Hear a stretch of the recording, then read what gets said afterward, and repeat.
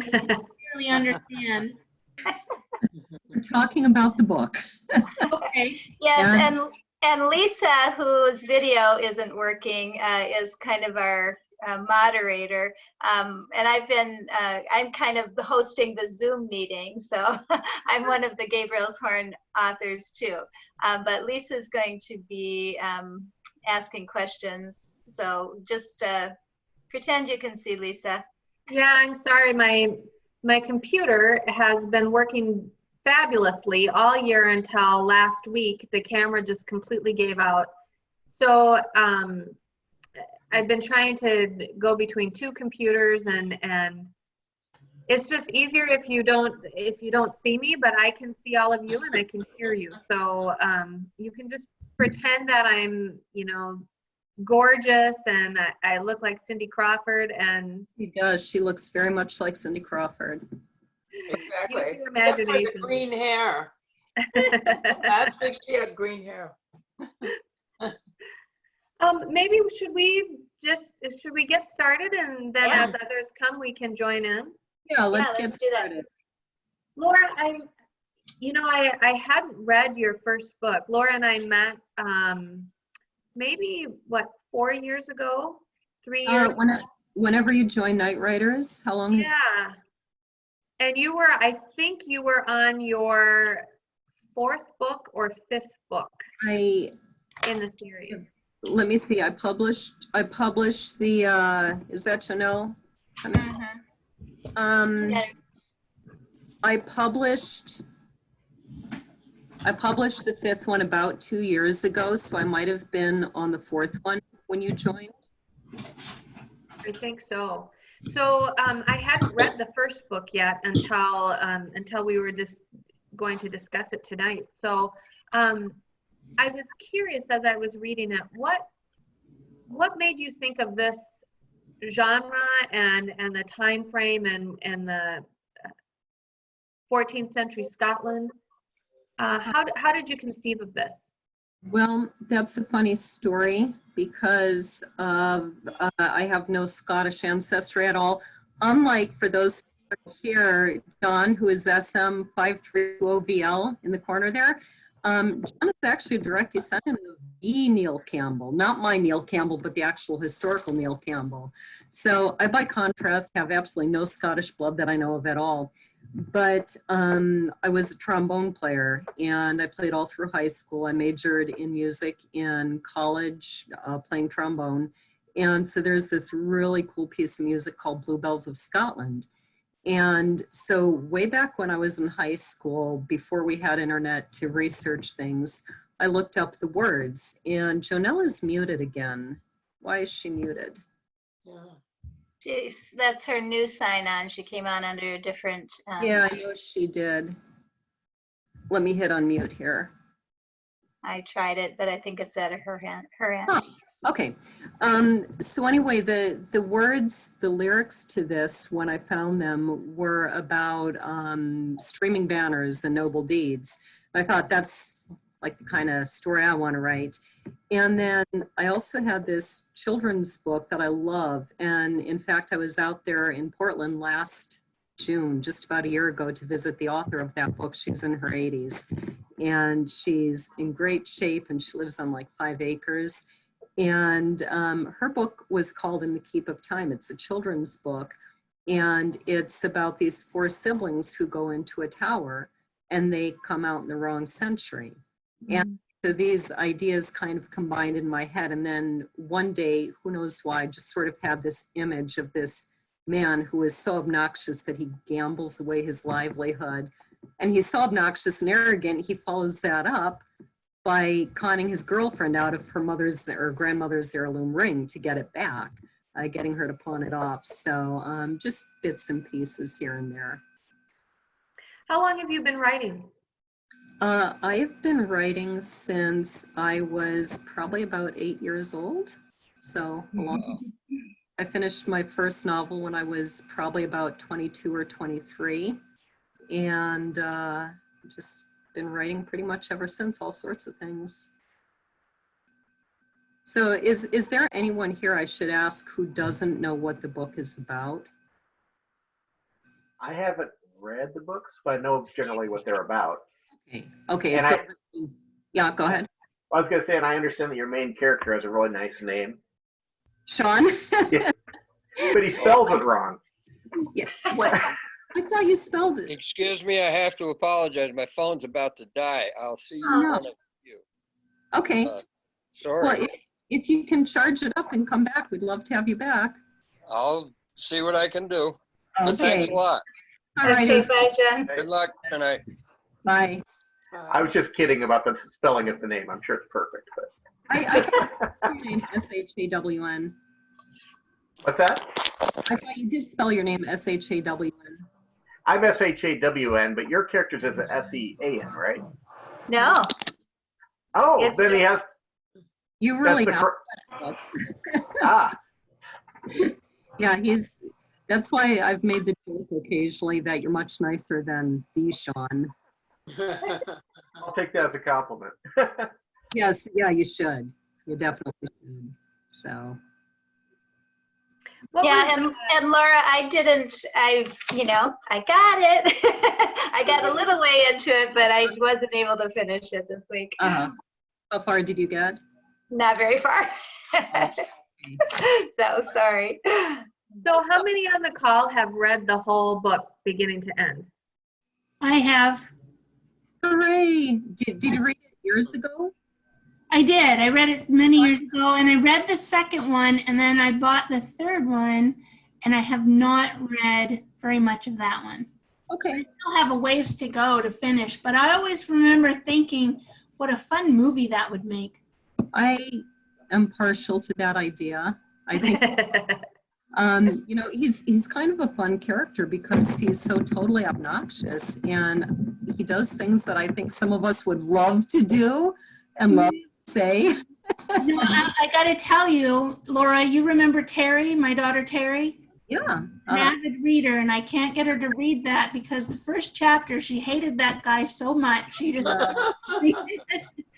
But you know what? My daughter's the same way. She won't read past the first chapter because she hates him so much. Yep. But that's kind of the point. It is. And I told her, I said, well, this was years ago. And I said, when you finished this, when you were done writing your whole series, then I would buy them for her because then she could read it and eventually learn to like him. Mm-hmm. Yeah. So you are what, like a third or halfway through book 3? Yeah, about a third. Okay. How do you like him now? Well, I started liking him almost by the end of book 1. Okay. Only almost, huh? You could see where he started realizing what a jerk he was, and he was probably going to change, but it still was going to take a while because people just don't change that fast. Yeah, exactly. And that's one thing that I really worked hard at getting in there was this idea that, so many books, or even in so many people's minds, they seem to think that you just have this instant conversion and boom, you're changed. And Yeah, it doesn't work that way. I don't think it's like that for most people. Mm-mm. Try to keep it. It's better to have a little character development and have it be true to life. Most people, it's a transition. It's not an overnight snap of the fingers. Right. How did you feel about Amy, his girlfriend, and she was duped into giving up her ring, and what was everybody's opinion on her? Do you remember? I do. I remember. Well, I kind of remember thinking, how can any woman be so stupid? But there are those out there who don't have the confidence that other women have and would give in because they think that he will love them. Whereas I would say, I'm sorry, go find your own money. I don't need. Laura, tell us a little bit about the research that you did on the book. Well, that's been like, 12 years of in-depth research into medieval Scotland. So It's, it's a lot of websites, of course, but that's backed up by, I have a library probably of at least 100 books on Scotland, on medieval history, probably more than that, on modern day Scotland, on castles in Scotland, books on medieval warfare, just almost any aspect, medieval cooking. I've got books on almost any aspect you can imagine of medieval Scotland and warfare. And then, of course, I've taken the research trips to Scotland. So I've been there actually 5 times. And Nice. yeah, I think four of those were more or less research trips. One of them, my friend Chris and I did an awful lot of photography, but it was still sort of a research trip. And then the 5th one was actually, I made a friend there, one of my readers actually, and she invited me to her house when she knew I was coming for one of the research trips. And so I actually went to see her twice, but she unfortunately got cancer and she died relatively young. And so we went back for her memorial service, which was my 5th trip there. But I did try and go to all those sites. So for instance, when you read about Sean, about the whole orchestra arriving at Eden, what's it called? Eden Center, I think. Whatever that big, huge entertainment complex is. I actually went there, and it's kind of a funny story. We went up and kind of figuratively knocked on the door and asked to talk to someone, and told her, I'm writing a book, and part of it is set here. It's an orchestra. And I wonder if you would be willing to give us a tour and take us backstage and see the green rooms and all of this. And she went, well, I would, and I would love to. It's just, I can't today because Prince Andrew is about to show up. So she said, if you come back tomorrow, we can't have anyone in the building while Prince Andrew's here. I guess I had that look on my face. Yeah. Dangerous. So it was kind of cool. I missed him by, like minutes, but then we did go back the next day, and her name was Judith, and she took us all over. She took us down into all the places where the public generally doesn't go, which would be the backstage areas in the green room. And so when you read about when Neil and Rob have the fight in the hall back there, and the white cinder block walls and the green exit signs with, I think it's a little guy running or something, that's all exactly what's back there. And she took us through all of that. So we went hiking up in the hills, just like Sean did. And I had a pair of kind of medieval style leather boots. And I tried to go everywhere. I tried to do everything and really get a feel for the country and every single place that they actually go in those books. So very boots on the ground research. That's awesome. That's fantastic. Can I ask a question? Uh-huh. I was just wondering if you had a pretty good idea of where this story was going in the beginning, or at what point did you really know where the story was going to go? Well, I think I knew where book 1 was going, and that's kind of a funny story too, because I had this vague idea, that it was a story of redemption, that he just starts off this horrible person who ends up in a situation he can't control, and that he's going to come out of it a better person and learning a few lessons. And of course, I think, Becky, you weren't there when I was reading into the group, so you don't actually know the ending, do you? No, I don't. Okay. Lisa, do you? No, I got about halfway through because like I said, I hadn't read it before, and so then I downloaded it when I knew we'd be discussing it, but I hadn't had the time to get it completely finished, but I'm all in. Okay, but Jenny, you know the end, right? Yeah, well, I remember when you were reading it, people were there were the Sean people and there were the Neil people. Yeah. They were kind of cheering for for each guy.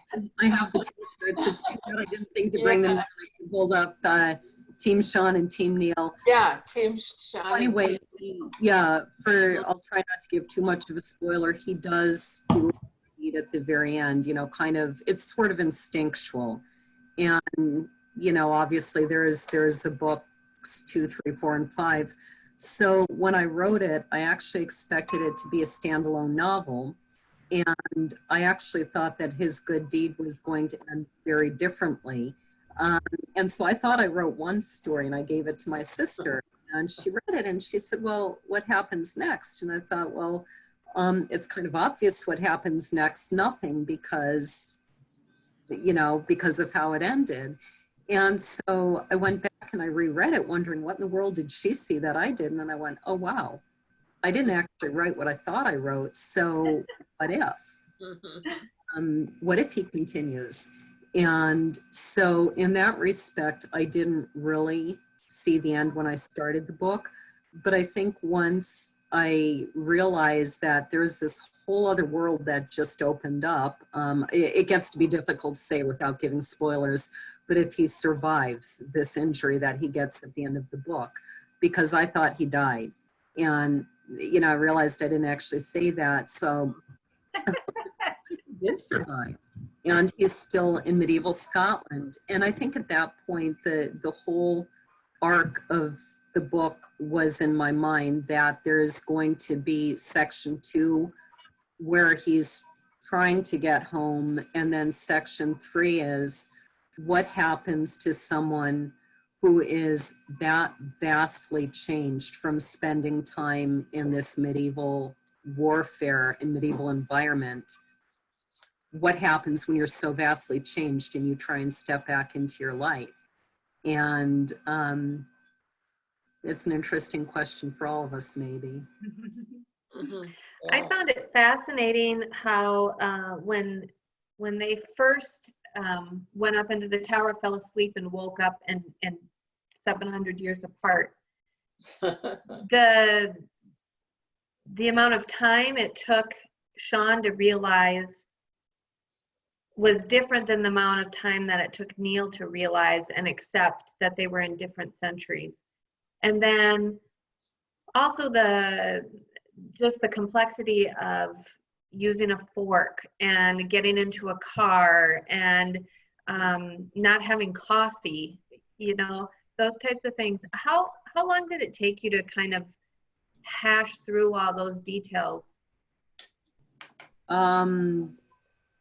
Details like using a fork, or like figuring out what the characters would be most astounded by, and how they would eventually figure out where they were and what time they were in. Well, I think part of this is, you know, what the author wants to happen, and some of it is, you know, you can't control everything. So for instance, Neil, I think it's almost impossible that Neil is not going to figure out that he's not in Kansas anymore. You know, it's our modern world is so different, and there was no way that Amy was not going to go back and look for him. I've been to Urquhart Castle, which is what I used as the model for Glen Merrill. It's this big public place where cars are there every day. You know, there are crowds and crowds of tourists every day. So even if Amy hadn't come back, he would have very quickly noticed his castle is in ruins. He would have very, very quickly noticed all these things. So there's no way he couldn't figure it out, even though it would be shocking. I think for various reasons, I kind of wanted him to be stuck in his own persona for a little bit. And because of what Scotland is, if you go hiking in the hills, it really does look pretty much like it's looked for 700 years in a lot of ways. Especially, let's say, if you're an American who is not necessarily familiar with Scotland, you know, I guess I could say, okay, there are probably more fences and things now. But even that, you know, it's very easy if somebody leaves the castle at night, if he saw the reenactors the day before, because to us, you know, we do think about time travel and we think that's ridiculous. It can't really happen. He's already primed to not think that this can happen and to see everything that he sees through modern eyes, like we're used to reenactors. And he saw the reenactors there the day before. You know, and then as far as Neil getting used to things, you know, that's just imagination. What would any of us do in that situation? Yeah, I found it really exciting to kind of read along and see what the next thing was, and the description of him seeing the car and thinking it was a beast and being afraid to get in it. I thought that was fantastic. So I'm curious, I'll throw this out for everyone else. And I think we had discussed at the last meeting that we need to be sure and tell people, raise your hand if you have something to say, because, you know, this is our third meeting, so we're still kind of getting used to protocol and all. So raise your hand if you have something to say. But I'm curious, for the rest of you, what do you think that a medieval person would think seeing a car for the first time? I'm here. No? I was going to make John Paul stick his face in the camera. Mary knew all my kids except John Paul. She's never met him. I don't think I met. You knew the twins. The Oh, twins. yeah, I met the twins. I met the twins. Russ? Hi. Yeah, Who am I talking to? You look familiar, but I can't place you. Laura. Is that Laura? Hi. Yeah. How are you? Wait a minute. You had black hair last time I saw you. I probably did. And in fact, it's Mary's fault. Remember, we were trading music lessons for hair care? Yeah. What the heck? I'll get my hair dyed then. And then I went, wait, now I'm stuck for all eternity. You look good. Now you're a redhead. You look good. Mary had red when I met her. Actually, I think it was kind of purpley No. red, wasn't I it? remember that. I think I do. Teenager in the 80s. Well, I was going to say about the, you know, seeing the car and things like that. I thought you did a great job because I was quite entertained by his reactions. Mm-hmm. Well, I'm just impressed that I know somebody who can write a book. So I'm just excited about that. So who else? What do you think you would think seeing something if you live in a world that really is not mechanical at all? I mean, a trebuchet made of wood was the most mechanical thing they had. And then you see this thing made of metal, but that's huge. What would you think? Sean? Well, I mean, I would think if I was back in that time at that area of the world, I would think it was probably some sort of sorcery or black magic of some sort. Mm-hmm. So maybe an object, but sorcery? Yeah, I mean, I guess from my perception of it, I wouldn't think that I would be able to understand that it was a machine that was that complex that could do that kind of a task. That's kind of what I thought, that you would be more likely to think possibly sorcery or some kind of creature that's making that. Yeah. I liked that it was a creature. I thought that was really, really fun. It was a fun way to approach it. Let me see. I have to mute my voice for a little bit while I run my microwave. Okay. That's fair. Why did you pick 1314? Why that year? Well, that is an interesting question. I went into this knowing absolutely nothing about Scottish history, you know, which is almost shocking to me now because you asked me about Robert the Bruce and you're probably going to be stuck for like the next 6 hours, you know. Before I go, I'm probably boring them to death. But I knew nothing about Scottish history, like just literally nothing. But this song was about noble deeds and streaming banners, and I thought that's got to be a war. It's almost got to be. So I started researching all the wars in Scottish history. And of course, you know, any country has a lot of wars in its history. But the two major ones in Scotland are the Battle of Bannockburn in 1314 and the Battle of Culloden, which is in the mid 1700s. And so Culloden was their greatest defeat. I say Bannockburn and Culloden are sort of like bookends, militarily speaking, historically speaking. Culloden was just, it was a major disaster for them, just destroyed them as a country. The English decimated them, tried to destroy their culture. All sorts of horrible things happened from that. And Bannockburn, on the flip side, was their greatest victory ever. And it was just this phenomenal David and Goliath story where you had, you know, it's 700 years ago and nobody was counting, so everybody has a different idea. But they think that it was roughly about 5,000 Scots against about 20,000 Englishmen. Wow. More, yeah, hugely, vastly outnumbered. And moreover, the Scots were a relatively poor country, so they had these little animals called garrons that were maybe a little bit bigger than a Connemara pony. They weren't very big compared to the English having these gigantic war stallions, you know, like the big Percherons, that sort of thing. So you've got this little pony against this big stallion. The Scots were more likely to have just leather armor, basically a leather vest or jacket as their armor, against the English with their chainmail. And oh wait, my poor guy's falling apart. And then Oh, fantastic. I keep things like helmets and swords around my house. He's lost a screw. Poor guy literally has a screw loose. I have to. So there was a vast difference in even their arms and their capability. You know, the Scots were more likely to have literally men with pitchforks fighting or men with spears. They had far less horse cavalry, and what they had was much smaller. So it was complete David against Goliath, and yet they won. And they not only won, as Sean says somewhere in the series, Edward II of England ran from the field screaming like a little girl, you know. He literally was dragged off the field and the English ran away, and it was not only a victory, it was a complete rout.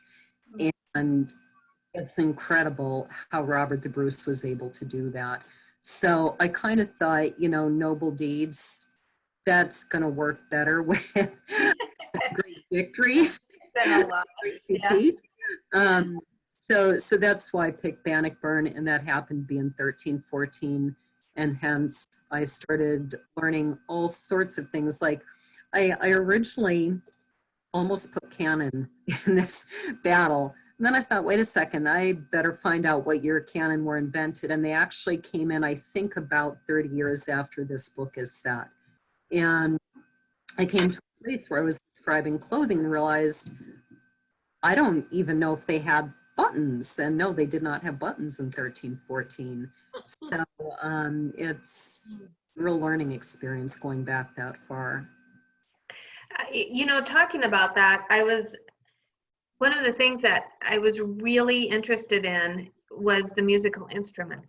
Mm-hmm. I have absolutely no background in music whatsoever, but the way you wove the instruments in from 1314 to modern day, it was fantastic. And then, well, I'll let you answer this question first, and then I'll ask another. But how much research went into finding similar instruments to a trombone in 1314? Well, not much. And in fact, if you will give me a second, I'll pull out something really cool that I have in this house.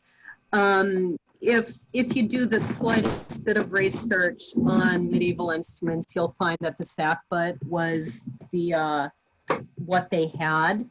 I happen to have a sackbut in this house, so I'll show you. And then a harp hasn't really changed over the years. I mean, there are lots and lots of sites. Hold on, I have to pull out a chair. I've got like 45 instruments in this house, so I have to get creative with places to store them. This one is behind a chair, and hopefully I will not knock the computer off its stand. Okay, so you're all familiar with what a modern trombone looks like, right? Yes. Okay.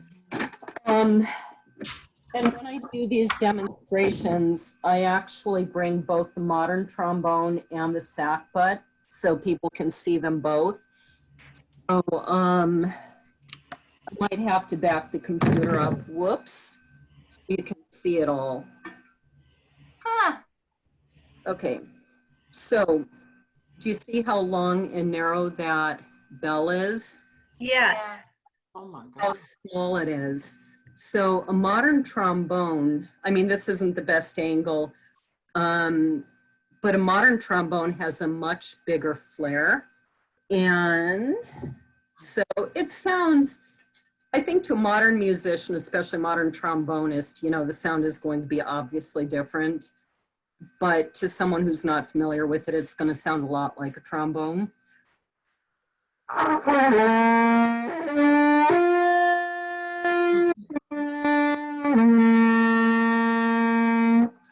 So but it was really neat getting this. This actually belongs to a friend, and it was really neat to be able to pick this up as part of my research and find out how different it feels, because it's much lighter and the balance is different. And so, hold on, I'm trying to find where to put that mouthpiece back. Is the trombone about half that size? No, a trombone is bigger than that. Oh, big. Trombone. Yeah, a modern trombone is going to be much heavier, especially the professional ones. And so, you know, obviously I play trombone. I mean, I don't anymore, but I did play it at kind of a professional level at one time. And so Sean has the Edwards trombone with the F attachment, little trigger under the thumb, that I used to play. And so it was interesting to pick up the sackbut and find out not only is it much lighter, but the balance is different, and to learn little details. Like one of the things that they might have done was take like a little kind of cloth ball with something heavy in it and tie it on that crook at the back to cause some weight back there. And I can see why. But then some other instruments. In fact, let me go grab another one. It's terribly out of tune, but let me grab another one. They weren't on a horse when they played that, were they? No, just marching probably. I got myself a recreation. Wow, that's Wow. really cool. That's beautiful. Medieval lute, and I learned, you know, it's going to be terribly out of tune at this point, but I learned to play a song or two, and I've forgotten at this point. I have to relearn it. But I learned a little bit about the actual notation that they might have used.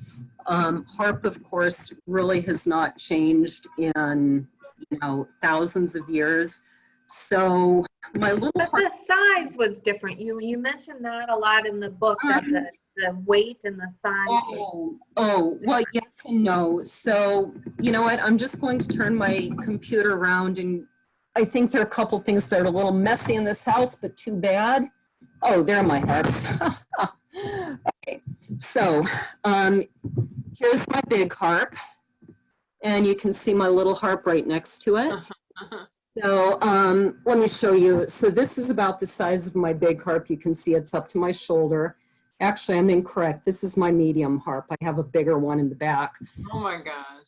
Yeah, I have 3 harps, and then this is my little harp. So what Neil might have played, he might have played either of these, this little one, or he might have played more of this size one. Now the difference, what Neil plays in the book, and I have to be careful, I broke the foot on this so it can tip. You can see these levers here. Can you see this lever that I'm flipping up? Yeah. Yes. Okay, so that's what we call a lever harp. And let me make sure that's not going to tip forward before I move. Okay, so that's what Neil would have been used to. I'm not sure if they even would have had levers. I never really did that research. But what Neil goes to play in the orchestra is a pedal harp. And a pedal harp is what's much, much bigger because up in that neck, it's got this mechanism that runs through and it goes down the back to these 7 pedals that are lined up by your feet. And so if you push a pedal, you can either have it in the middle, you can move it up, or you can move it down. So every one of these pedals goes top, middle, and bottom. And when you move it up, it sharps every single C if it's the C pedal you hit. When you move it to the center, it makes all the C strings natural. And when you move it down, it makes them all flat. So there are 7 pedals for each of the strings, each of the letters in the alphabet. And on the lever harp, you have to flip the levers individually. So you have to flip all the C's. On the pedal harp, you just hit that pedal and every string changes. That's why the pedal harp is so much heavier, because it's got this mechanism running through it that does all of that. And so that's the difference. Yeah, harps in a lot of ways haven't changed in thousands of years, but we have the pedal harp that he never would have seen then. So that's the difference. Well, okay, can you say some more about the notation? Because so musical notes that we know didn't come into like the 1700s, is that right? No, in fact, musical notation as we know it probably started, I want to say, around the 1100s, 1200s. So Neil may well have known something like that. I'll draw a quick thing here. Neil's music notation would have been only 4 lines. I don't know if you can see that. Okay, yeah. Much more colorful. And they used something called neumes that were these little diamonds.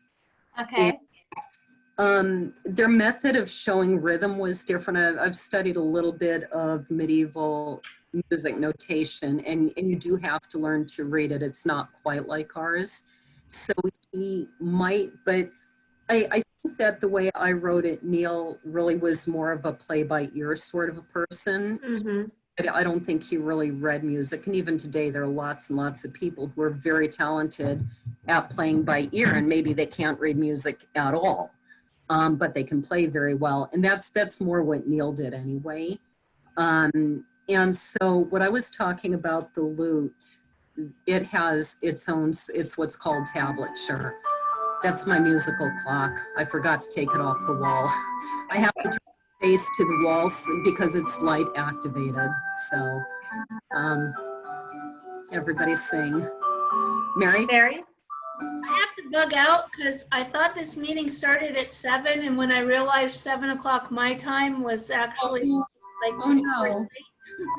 So I'm gonna bug out because I gotta go, but I'm glad I got to be here for a little bit. It was nice to see you again. Thanks for coming. You're Bye, welcome. Mary. Bye. Thanks Bye. for coming. Hey, Mary.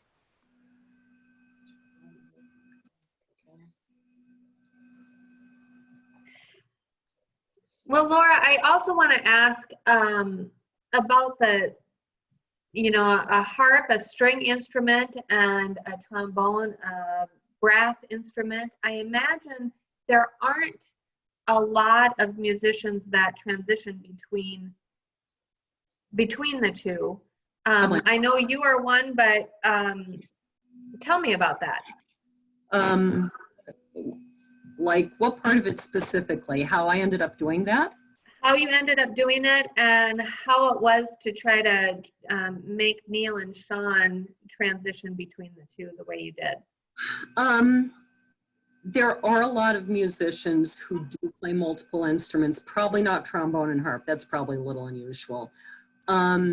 Like for instance, when I played in the Buzz Whiteley Big Band in Washington, we had a few players who were just phenomenal on any instrument they picked up. And so there are a lot of people who can do it. For me, I started on organ lessons, and in fact, I have an organ in this house too. It's right next to me, and it's huge, and it's got like 2 octaves of foot pedals. So I started on organ when I was 7 years old, and I really hated it. I had us do organ because we were in the military, and organs are much easier to transport, especially like those little Wurlitzer things that everybody had in the 70s. much easier to transport than a piano. So she had to start on organ, and I hated it. And after about a year and a half, I got kicked out of lessons, and I was really happy. And then my grandfather actually, this is down here too, I could also grab that, but I'm not going to. My grandfather played trombone, and he had this absolutely beautiful silver trombone that had all these floral engravings down the bell. And it's just beautiful. I just pulled it out the other day for someone, which is why I have it down here. But he let all the grandkids try it, and I was able to get a sound out of it. And I was like 8 or something. And so when I was 11, I decided I wanted to play trombone. And my parents warned me, well, you have to stick with it for at least a year, which is pretty funny looking back. So, but anyway, you know, I really liked it. And so in 7th grade, I think I bought myself, I think it was the D-flat piccolo I bought that year at a garage sale, which is actually an antique instrument because they're not made anymore. And the next year, I think I bought myself, in 8th grade, 7th or 8th grade, I bought myself a saxophone. And so I just kept buying an instrument every year, and I'd buy a book with fingering chart, and I would just go up to my room and learn to play it. And so the way I ended up playing harp is actually funny. I'd always wanted to, but they're kind of expensive usually. And so I was playing flute in the church choir, and there were only 3 of us, the pianist, me playing flute, and the singer who was also the director. And so she was at a meeting with our priest, our pastor, one day, and he said, what else does she play? And Liz, having a great deal of faith in me, said, anything you want her to. Wow. Good for her. She can spin straw into gold. And he said, I want her to play harp. And so she showed up on my doorstep with a harp because her son was in daycare with a woman whose daughter was taking harp lessons and hated taking harp lessons. And her mom had finally promised you can have a year break just at the time this happened. And so she let me borrow it. So Liz showed up with the harp in tow and handed it to me and said, you're playing on the altar in 2 months. You better start practicing. So, I practiced 2 hours a day. And I started, don't get the dog riled up. Don't. And so anyway, I started playing once a month. I think it was called the Chuck Wagon Senior Program. So, you know, first I mastered a few songs, and then every month I would master a few more and just keep adding to what I could play. So that's how I ended up playing both trombone and harp.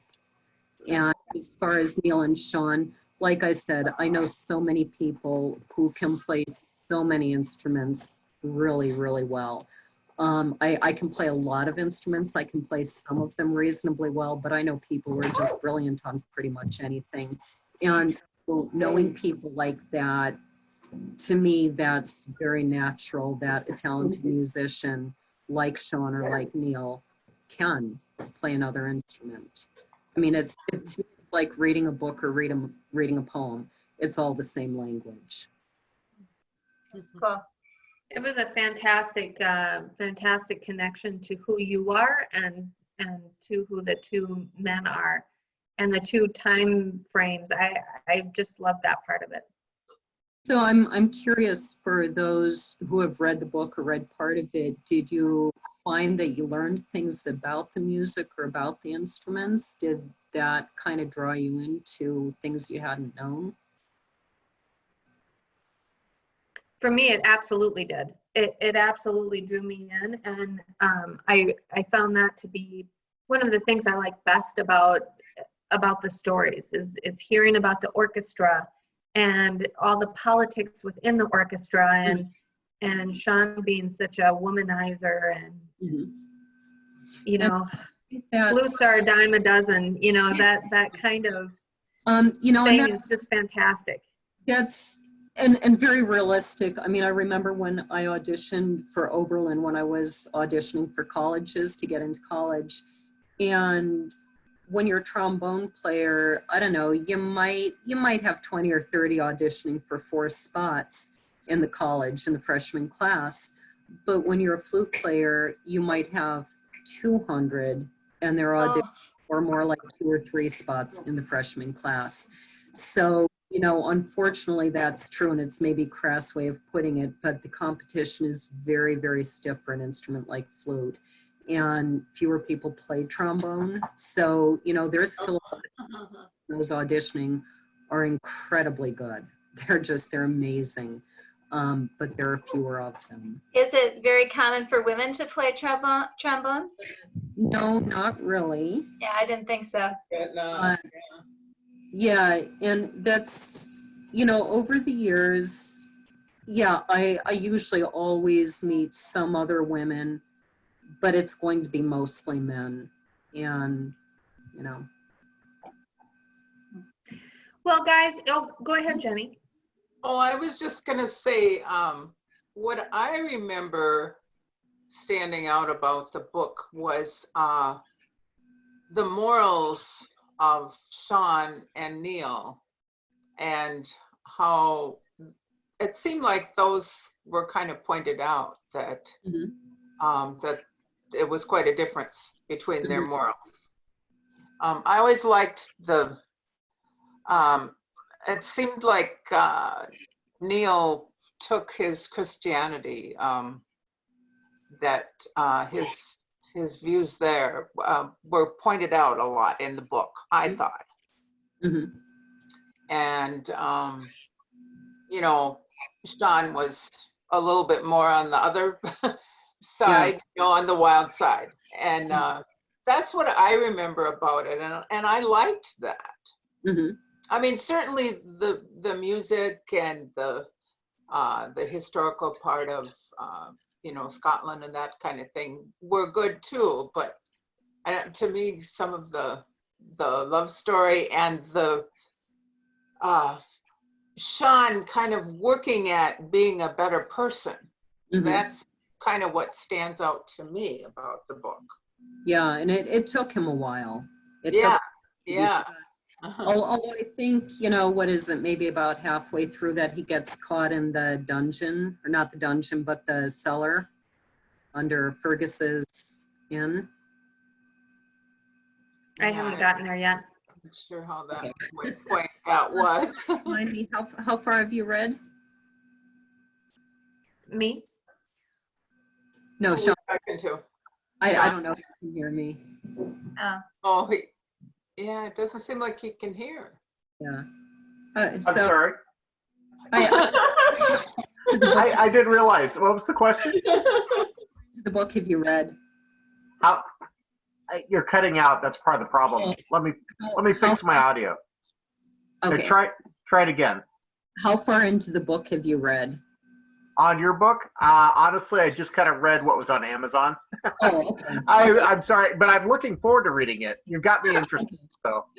Well, I've read all of your books. Yes, you have. I don't have an excuse. I need to read them.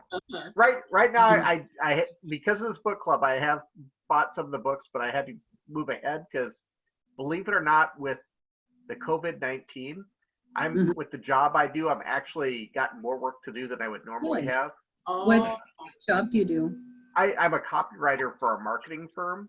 Really? So, yeah. And yeah, because everyone needs blog posts and articles and yeah, all because relating everything's online now. yeah, all relating to coronavirus. So I've been working harder than ever. Wow. But I haven't had as much time as I'd like to read. So, but I'm definitely going to be starting in on your books. I know you've read mine, so I'm sorry. I understand. Well, we're nearing at about you know, it's 8:08. It says on my computer, so we maybe could start wrapping up. Was there anything before we finish that anybody wanted to ask Laura or comment on? I guess I have a question. Sorry, I should have raised my hand there. Sean? So, you know, I'm just curious because I've run into both types of writers, and it seems like everyone is either an outline type of person that outlines their novel before they start writing it, and then you have the other side that just kind of flies by the seat of their pants. Yeah, It sounds like what's that? Plotters or pantsers. Yeah, exactly. And I mean, it sounds like you've done a lot of research, which would err towards maybe more of a detailed type of research. But how do you formulate when you write a novel? I kind of don't. I have the general outline in my head, like the one I'm writing now, Castle of Dromore, which I feel like I've been writing forever, because I kind of have been. I mean, I started it when I was writing the other series, so I couldn't work on it. But with the Castle of Dromore, I kind of knew the basic idea. She moves into the castle with her 5 sons, and there's a ghost, and she's going to find out why the ghost is there, and then, you know, she'll find out, and the story of the ghost is going to help her resolve the reason she was there. So it was all very clear in my head, and then I just started writing. And that's kind of how it was. I mean, that's how I write, and I think, I don't know how an outline would work for me, because I find myself writing and the characters just kind of do what they want. And it really is like they have a personality of their own. Mm-hmm. And sometimes it does feel a little bit like I'm just kind of writing down what happened, not like I'm making it up. You know what I mean? Sure. Mm-hmm. And since we're all writers here, how many of you feel like that? Well, for me, I'm very much like that as well. Everything's very fluid. And I start writing in many times. I might do a character outline, so I know what the character is and how they would behave in certain situations. But then everything beyond that's very fluid, and it just kind of writes itself in many ways. Yeah, same here. So isn't it hard to like not just keep writing and writing? This is what I found with the one I'm working on now. I'm trying to develop like just what would happen in her life, but I did have like a chapter by chapter outline. But as I was like letting things happen to her and things that would happen, it just seemed like it mushrooms to get so long, you know? So how do you keep it focused if you're... Well, you notice I have 5 books, so I know, right? I don't want mine to be a series. You know, I didn't plan it, but I'm happy with how it turned out, and I think it's a much deeper story for having gone into, you know, spoiler alert, but that he does spend time in medieval Scotland, and his changes continue until he's just, I mean, when you see him back in modern Scotland, he'll mainly, well, he does go to modern America too. When you see him in modern times, it's day and night. He's so completely changed, and yet he's still trying to fit into his same old world, and he finds out he can't.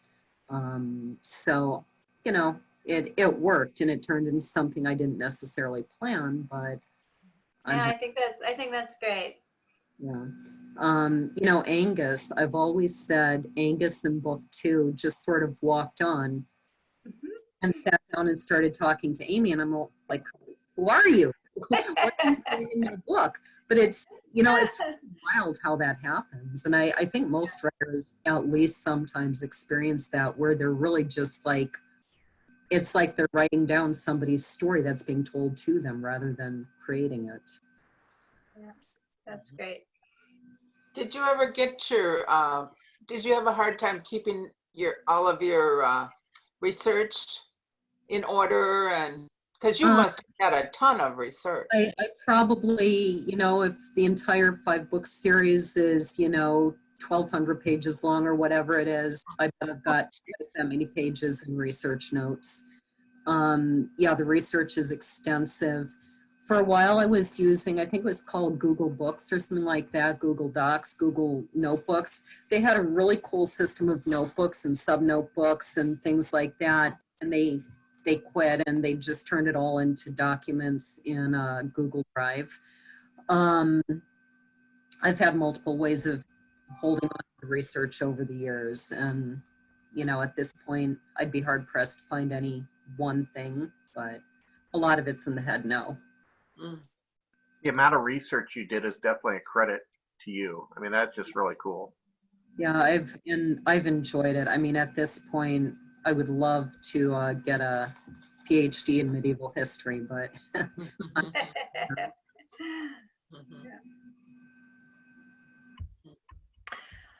Well, we have, hopefully we'll see everybody next week. We have Bob's book coming up, and then the next week is Judy's. Do you want to tell them about Bob's book?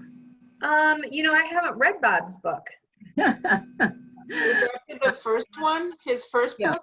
Yeah, Bob's first book is called The Smart Kid, and it's sort of a, you know, evil corporation creates these genetic people with genetic mutations.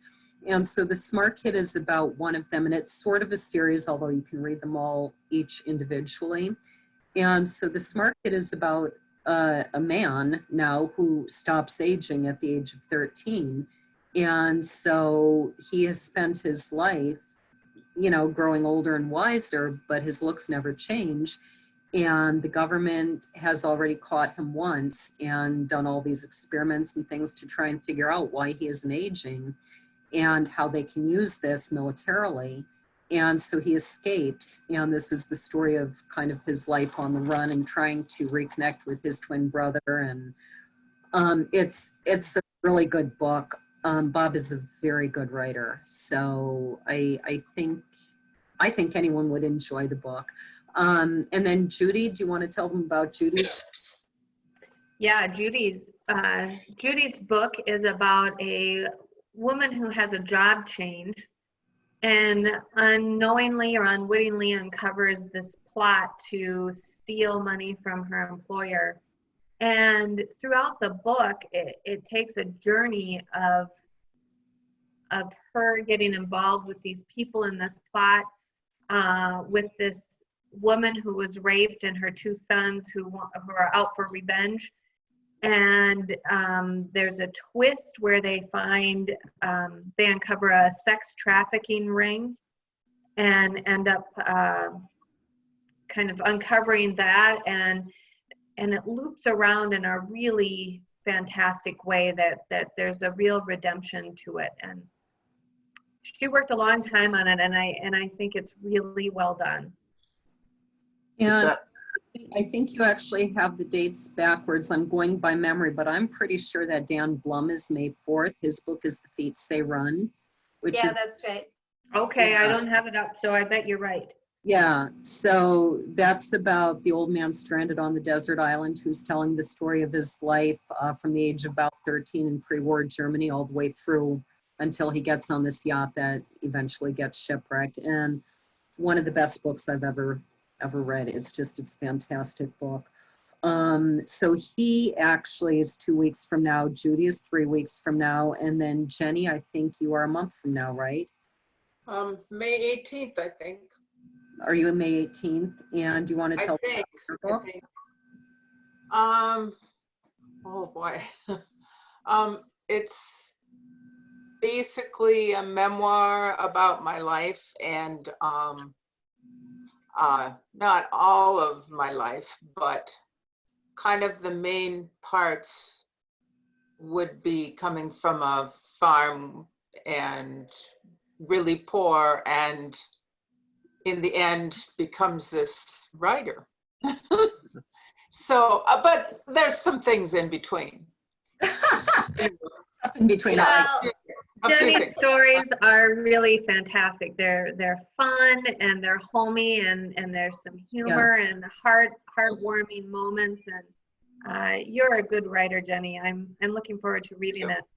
yeah, just a lot of nostalgia about big families and kind of a slower, simpler lifestyle of back then. And yeah, very delightful reading. Yeah.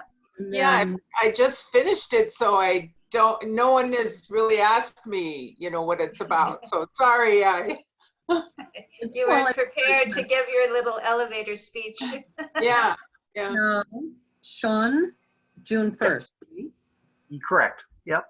Tell them about your book. My book is going to be, it's entitled My Gypsy War Diary. And just as an overall 10,000 foot summary, I would call it a young adult suspense novel. It's set in Norfolk, Nebraska. And it's the main character is this kid growing up in Norfolk, Nebraska during the 70s and the 80s. And a lot of it is just him growing up, and then also there's intertwined with it the suspense story kind of on the side with his elderly neighbor who also happens to be his best friend. It's just kind of this adventure that unfolds. It's almost a tall tale feel to it. If you've ever watched the movie The War or Fried Green Tomatoes, I tried to emulate after that type of setting, that type of storyline. But unlike Laura, I didn't have to do quite as much research because I grew up in Norfolk, Nebraska, and the main character is loosely me. So, it's a lot of memories that I had growing up. So the research was already there. But yeah, I'm looking forward to doing that on June 1st. Yeah. And June 8th. Do you have other books, Sean? I'm sorry, what was that? Do you have other books? I do my Gypsy War Diary is my 4th novel. Before Nice. that, I have a trilogy out, kind of a apocalyptic thriller trilogy. The 3rd in the trilogy is a Gabriel's Horn release, and then the first 2 is through another publisher. What is so, the Space Between series, right? yes, the Space Between is what it's. Run off the titles. Sure. So the first book is The Space Between. The second is The Devil's Revenge. And then the 3rd, which is the Gabriel's Horn title, is Hell on Earth. Right. And it's just kind of a, like I said, apocalyptic thriller based on biblical scripture, mainly Revelation. Yeah. And a good story. I enjoyed it. Thank you. Positive that I've read all 3. I have very clear visuals, so I must have. Well, I appreciate it. Yeah, it was a lot of fun to write. So. Yeah. And then June 8th is the last one that we currently have scheduled, and that is Lori Kehoe's Dream of Dragons, which I would say is it's sort of a Christian allegory in a lot of ways. It's we title it Splash Meets Dragons. So it's this confirmed bachelor who meets this naked woman on the beach and she's completely helpless, and so he kind of ends up taking her in because nobody knows what to do with her, and she's like a newborn baby. He has to teach her everything, but she learns incredibly fast, and she's having these dreams about dragons, and they start with these happy golden dragons, and the dreams turn darker and darker.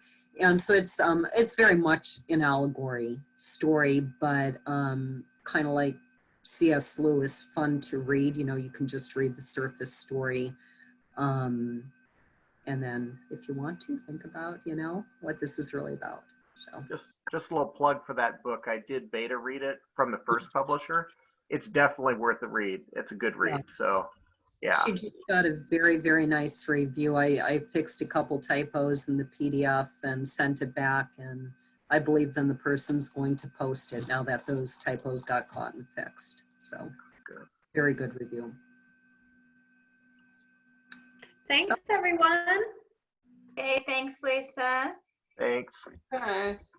Good night, everyone. Okay. Good night. Great job, Laura. Thank you, Laura. Bye-bye. Bye. Bye.